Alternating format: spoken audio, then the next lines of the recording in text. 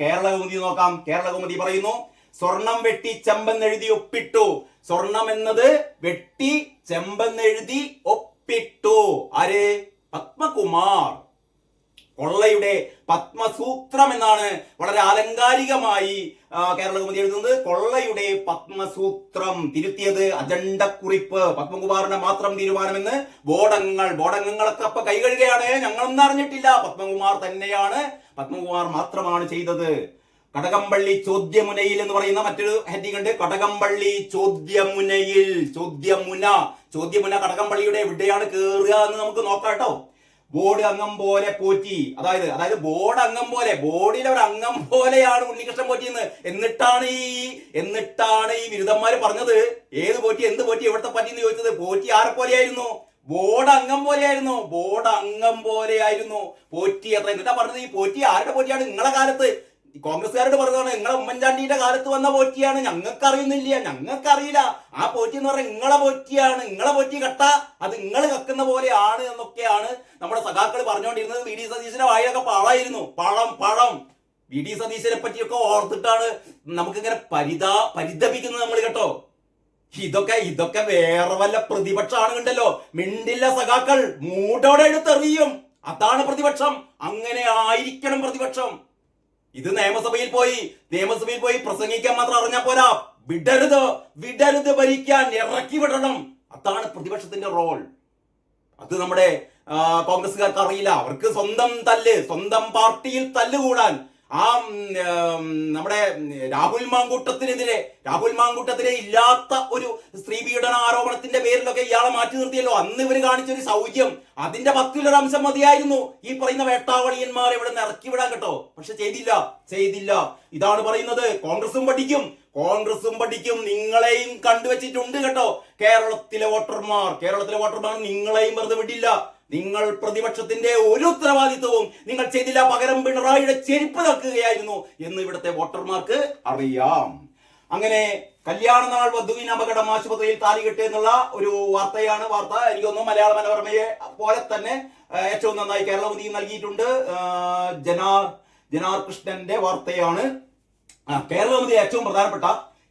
അതിന് മുന്നേ ഒരു ഫോട്ടോയുണ്ട്, അത് നമുക്ക് നോക്കാം. തായ്ലൻഡിലെ ബാങ്കോക്കിൽ നടന്ന മത്സരത്തിൽ മിസ് യൂണിവേഴ്സായി തിരഞ്ഞെടുക്കപ്പെട്ട മെക്സിക്കൻ സുന്ദരി ഫാത്തിമ ബോഷ് ഇന്ത്യയുടെ മണിക വിശ്വകർമ്മയ്ക്ക് അവസാന 12 എത്താനായില്ല. അപ്പൊ ലോക സുന്ദരി പട്ടം ഇന്ത്യയിൽ നിന്ന് പോയി. ഞാൻ പറഞ്ഞുകൊണ്ട് വന്നത് കേരളകൗമുദിയിലെ ഏറ്റവും പ്രധാനപ്പെട്ട മറ്റൊരു വാർത്തയാണ്. കേരളത്തിലെ ഗുരുവായൂരപ്പ ഭക്തന്മാരുടെ ഒക്കെ മനസ്സിലേക്ക് ഒരു കുളിർ ചൊരിയുന്ന വാർത്തയാണ്. ഹൈക്കോടതി മാർഗനിർദ്ദേശം. ഇപ്പം കേരളത്തിൽ ശരിക്കും ഇപ്പൊ ഭരിക്കുന്നത് ഹൈക്കോടതിയാണല്ലോ. കേരളത്തിൽ ഇപ്പോൾ ശരിക്കും ഭരിക്കുന്നത് ഹൈക്കോടതിയാണ്. ഹൈക്കോടതി ഭരിക്കുന്നത് കൊണ്ട് മാത്രമാണ്, ഹൈക്കോടതി ഇടപെട്ടത് കൊണ്ട് മാത്രമാണ് ശബരിമലയിലെ കൊള്ള പുറത്തു വന്നത്. ഈ നടപടികളൊക്കെ ഉണ്ടാവുന്നത് ഹൈക്കോടതി എന്ന് പറയുന്ന ഒരൊറ്റ ആളുകൊണ്ടാണ്. അല്ലാതെ ഈ മറ്റേ പിണറായിയുടെ പോലീസ് അന്വേഷിച്ചുകൊണ്ടല്ല കേട്ടോ. കേരള പോലീസ് ഏറ്റവും വിദഗ്ധരാണ്, മികച്ചവരാണ്. പക്ഷെ അവരെ ശരിയായി അന്വേഷിക്കാൻ പിണറായി അനുവദിക്കാറില്ല. പിണറായി പറയുന്നതിനനുസരിച്ച് അന്വേഷണം കൊണ്ടുപോകണം. പക്ഷേ ശബരിമല കാര്യത്തിൽ ഹൈക്കോടതി ഇടപെട്ടു. ഹൈക്കോടതി ഈ ആരൊക്കെ അന്വേഷിക്കണമെന്ന് ഹൈക്കോടതി പറഞ്ഞു. ഹൈക്കോടതി അവരെ തെരഞ്ഞെടുത്തു. എ ഡി ജി പി മുതൽ SI വരെയുള്ള അന്വേഷണ ഉദ്യോഗസ്ഥന്മാരെ ഹൈക്കോടതി തിരഞ്ഞെടുത്ത് ഹൈക്കോടതി രൂപീകരിച്ച അന്വേഷണ സംഘമാണ്. എന്ന് പറഞ്ഞാൽ ഈ അന്വേഷണ സംഘത്തെ നിയന്ത്രിക്കുന്നത് 100 അല്ല 101% ഹൈക്കോടതിയാണ്. പിണറായിക്ക് തൊടാൻ പറ്റില്ല. അതുകൊണ്ട് മാത്രമാണ് ഇപ്പതാ കടകംപള്ളിയിലേക്ക് കൂടി അന്വേഷണം പോകുന്നത്. അതല്ലെങ്കിൽ നിങ്ങൾ കരുതുന്നുണ്ടോ ഈ യഥാർത്ഥത്തിൽ ഇത് അന്വേഷിച്ചത് മറ്റേ മുതലുണ്ടല്ലോ, ഈ ഇപ്പൊ കണ്ണൂരിൽ മത്സരിക്കുന്ന രത്നകുമാർ എന്ന് പറയുന്ന, അതായത് PP ദിവ്യയെ വിശുദ്ധയാക്കിയ ഈ പത്മരാജൻ മാഷിനെ ജയിലിലേക്ക് അയച്ച ഒരു മുതലുണ്ടല്ലോ, ഒരു അന്വേഷണ ഉദ്യോഗസ്ഥനുണ്ടല്ലോ രത്നകുമാർ. ആ രത്നകുമാറിന്റെ നേതൃത്വത്തിൽ ഒരു ടീമാണ് ഈ ശബരിമലയിലെ സ്വർണ്ണ കവർച്ച അന്വേഷിക്കുന്നതെങ്കിൽ ഞാൻ കഴിഞ്ഞ ദിവസം വീഡിയോ ചെയ്ത ആ കൈരളി ചാനൽക്കാർ പറയുന്നുണ്ടല്ലോ, ഒരു സ്വർണവും പോയിട്ടില്ല, ഒരു സ്വർണവും ശബരിമലയിൽ നിന്ന് പോയിട്ടില്ല. സ്വർണം കൂട്ടുകയാണ് ചെയ്തത്. വിജയമല്യ പൊതിഞ്ഞ സ്വർണം ഈ പറയുന്ന കടകംപള്ളിയും ഈ പറയുന്ന മുരാരി ബാബുവും പത്മകുമാറും പ്രശാന്തും വാസവനും ഒക്കെ ചേർത്തിട്ട് ആ 33 എന്നുള്ളത് 9 ഗ്രാം കൂടി കൂട്ടിച്ചേർത്തുട്ടോ. കൂട്ടിച്ചേർത്തലാണ് എന്ന റിപ്പോർട്ട് ആര് നൽകുമായിരുന്നു? രത്നകുമാർ നൽകുമായിരുന്നു. പക്ഷെ അത് സംഭവിച്ചില്ല. നമ്മുടെയൊക്കെ ഭാഗ്യം, മഹാഭാഗ്യം എന്നല്ലാതെ എന്തു പറയാനാണ് അല്ലേ? അപ്പോൾ ഞാൻ പറഞ്ഞുകൊണ്ട് വരുന്നത് ഇതാണ്. നമ്മുടെ ഹൈന്ദവ വിശ്വാസികളെ, ഗുരുവായൂരപ്പ വിശ്വാസികൾക്ക് ഏറ്റവും സന്തോഷകരമായ ഒരു കാര്യം എന്ന് പറയുന്നത് ഗുരുവായൂരിൽ സ്പോട്ട് ബുക്കിംഗ് ഏർപ്പെടുത്താൻ വേണ്ടിയിട്ട് ഹൈക്കോടതി പറയുകയാണ്. എന്നോ ചെയ്യേണ്ടതായിരുന്നു കേട്ടോ, എന്നോ ചെയ്യേണ്ടതായിരുന്നു. കാരണം ഗുരുവായൂരിൽ പോയവർക്കറിയാം, ഗുരുവായൂരപ്പനെ തൊഴാൻ വേണ്ടി പോയവർക്കറിയാം. ഞാൻ 1 മാസം മുമ്പാണ് പോയത്. നമുക്കൊക്കെ അറിയാവുന്ന കാര്യമാണ്. മണിക്കൂറുകൾ ക്യൂ നിൽക്കണം. ആ ക്യൂ നിൽക്കുമ്പോൾ അത്ര വലിയ സൗകര്യങ്ങളൊന്നും അവിടെ ഇല്ല. ക്യൂ നിൽക്കുമ്പോൾ പല സ്ഥലത്തും നിൽക്കണം. ആവശ്യത്തിന് ചുക്കുവെള്ളം കിട്ടാറില്ല, അല്ലെങ്കിൽ ആവശ്യത്തിനുള്ള ഫാൻ സൗകര്യമില്ല. ഭക്തന്മാര് മണിക്കൂറുകളോളം ഗുരുവായൂരപ്പനെ തൊഴാൻ വേണ്ടിയിട്ട് ക്യൂ നിൽക്കുന്ന ഒരു അവസ്ഥയുണ്ട് കേട്ടോ. അതിന് പകരം ഹൈക്കോടതി പറയാണ് അവിടെ സ്പോട്ട് ബുക്കിംഗ് എന്നോ ചെയ്യേണ്ടതാണ്. സ്പോട്ട് ബുക്കിംഗ് ഒരു 300, 400, 500 ആൾക്കാരുടെ ഒരു പ്രത്യേക നിശ്ചിത സമയത്തിനുള്ളിൽ അവർക്ക് ടോക്കൺ കൊടുക്കുക. ആൾക്കാർക്ക് അവിടെയും ഇവിടെയൊക്കെ പോയി ഭക്ഷണം കഴിക്കാനോ, അല്ലെങ്കിൽ അവർക്ക് ഷോപ്പിംഗ് നൽകാനോ, അല്ലെങ്കിൽ അവർക്ക് ബാക്കിയുള്ള കാര്യങ്ങൾ നിർവഹിക്കാനോ ഒക്കെ കാര്യങ്ങൾ ആ സമയത്ത് മാത്രം നടയിലേക്ക് വന്നാൽ അവർക്ക് കയറി പോകാം. ആ രീതിയിലുള്ള ഒരു സിസ്റ്റം, ഒരു ക്യൂ സിസ്റ്റം. ഇപ്പോഴത്തെ പോലെ മണിക്കൂറുകൾ ഇങ്ങനെ ക്യൂ നിൽക്കേണ്ട കാര്യമില്ല. നേരത്തെ തന്നെ സ്പോട്ട് ബുക്കിംഗ്, അത് കഴിഞ്ഞിട്ട് ഓൺലൈൻ ബുക്കിംഗ്. ദൂര സ്ഥലങ്ങളിൽ നിന്നൊക്കെ വരുന്ന ആൾക്കാർക്ക് ഓൺലൈൻ ബുക്കിംഗ് നടത്തണം. ആഴ്ചയിൽ 2 ദിവസം തന്നെങ്കിലും ഓൺലൈൻ ബുക്കിംഗ് നടത്തണം. അവര് ദൂര സ്ഥലങ്ങളിൽ നിന്ന് വരുന്ന ആൾക്കാർ എപ്പോഴാണോ അവർക്ക് അനുവദിച്ച സമയം, ആ അനുവദിച്ച സമയത്ത് അവിടെ എത്തിയാൽ മതി. ക്യൂ നിൽക്കേണ്ട കാര്യമില്ല. കാരണം നമുക്കറിയാലോ, ഏറ്റവും വിലപ്പെട്ടത് സമയമാണ്. ബാക്കിയൊക്കെ നമുക്ക് വാങ്ങാൻ കിട്ടും. സമയത്തെ വാങ്ങാൻ കിട്ടില്ല.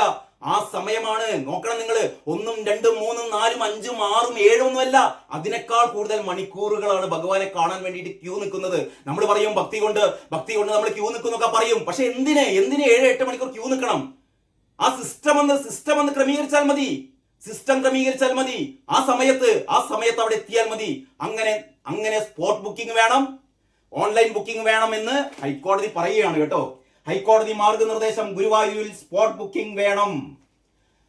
ഗുരുവായൂർ ക്ഷേത്രത്തിലെ ദർശന സൗകര്യം ഭക്തജനങ്ങളുടെ കഷ്ടപ്പാടുകൾ ഒഴിവാകുന്ന തരത്തിൽ അടിമുടി പരിഷ്കരിക്കണമെന്ന നിർദ്ദേശവുമായി ഹൈക്കോടതി. ദർശനത്തിനെത്തുന്ന എല്ലാവരും മണിക്കൂറുകൾ കാത്തു നിൽക്കുന്ന ദുരിതം ഒഴിവാക്കാൻ സ്പോട്ട് ബുക്കിംഗ് പരിഗണിക്കണം. ഇതിന്റെ അടിസ്ഥാനത്തിൽ ABC തുടങ്ങി 300 അല്ലെങ്കിൽ 500 പേരുള്ള ഗ്രൂപ്പുകളായി തിരിച്ച് ഏകദേശ ദർശന സമയം അറിയിക്കണം. എല്ലാവർക്കും കുടിവെള്ളം, ഇരിപ്പിടം, ലഘുഭക്ഷണം, വിശ്രമ സ്ഥലം എന്നിവ ഉറപ്പാക്കണം. പറയുന്നത് കോടതിയാണ്. ശബരിമല ദേവസ്വംമാരിൽ തന്നെയുള്ള വേറൊരു ദേവസ്വമാണ് അവിടെ കിടക്കുന്നത് കേട്ടോ, ഗുരുവായൂരിൽ. അവിടെ നടത്തിയ അഴിമതി കഥകളൊക്കെ ഇടക്കിടക്ക് പുറത്തു വന്നുകൊണ്ടിരിക്കുന്നുണ്ട്. അത് വേറെ, അതിലേക്ക് ഞാൻ തൽക്കാലം പോകുന്നില്ല. ജീവനക്കാരുടെ മോശം പെരുമാറ്റം തടയണമെന്നും ഇവർക്ക് പതിവായി പരിശീലനം നൽകണമെന്നും കൂടി ദേവസ്വം ബോർഡിനോട് കോടതി ആവശ്യപ്പെട്ടു. ദർശനം സന്തോഷപ്രദമാകണം എന്ന് ഉറപ്പാക്കണം.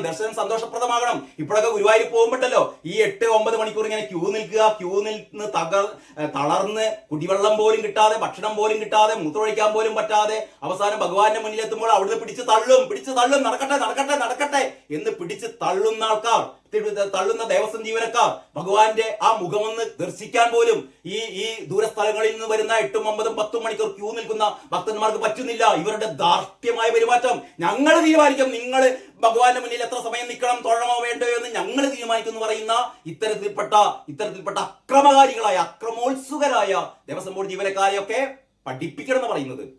അവർക്ക് എന്ത് നൽകണം? അവർക്ക് പരിശീലനം നൽകണം, എങ്ങനെ ഭക്തന്മാരോട് പെരുമാറണമെന്ന് കോടതി പറയുകയാണ്. പിന്നെ ഭക്തരുടെ നീക്കം സുഗമമാക്കാൻ പ്രത്യേക എൻട്രി എക്സിറ്റ് പോയിന്റുകൾ വേണം. വൃദ്ധർക്കും ഭിന്നശേഷിക്കാർക്കും മുലയൂട്ടുന്ന അമ്മമാർക്കും ഗർഭിണികൾക്കും വരിയിൽ മുൻഗണന നൽകണം. ഇവർക്കായി ശീതീകരിച്ച വിശ്രമ ഹാളും സജ്ജമാക്കണം. കേൾക്കുന്നുണ്ടോ? ഗുരുവായൂരിലെ ദേവസ്വം ബോർഡിനോട് പറയുന്നത് വൃദ്ധർക്ക്, ഗർഭിണികൾക്ക്, മുലയൂട്ടുന്ന അമ്മമാർക്ക്, ഈ അംഗഭംഗം വന്ന ആൾക്കാർക്ക് ഇവർക്കൊക്കെ മുൻഗണന നൽകണം. ശീതീകരിച്ച വിശ്രമമുറി നൽകണം. കയറിപ്പോകാൻ, ഇറങ്ങി വരാൻ പ്രത്യേക സൗകര്യങ്ങൾ ഏർപ്പെടുത്തണമെന്ന് കോടതി പറയുകയാണ്. നട തുറപ്പ് പൂജാ സമയ വിവരങ്ങൾ തത്സമയം അറിയിക്കുവാൻ മൊബൈൽ ആപ്പും ഡിജിറ്റൽ ഡിസ്പ്ലേ സംവിധാനവും ഒരുക്കണം. ഇപ്പം ക്യൂ നിൽക്കുന്ന ആൾക്കാർക്ക് എപ്പോഴാണ് നട അടയ്ക്കുക, എപ്പോഴാണ് തുറക്കുക, ഇടയ്ക്കിടയ്ക്ക് കേൾക്കുന്ന ഈ ലൗഡ് സ്പീക്കറിലൂടെ വരുന്ന അറിയിപ്പുകൾ മാത്രമാണ് ഇവർക്ക് കിട്ടുന്നത്. പകരം മൊബൈൽ ആപ്പിൽ ആ വിവരങ്ങൾ അവർക്ക് ലഭ്യമാക്കണം തുടങ്ങിയ ഒരുപാട് നിർദ്ദേശങ്ങളാണ് കോടതി മുന്നോട്ട് വെക്കുന്നത്.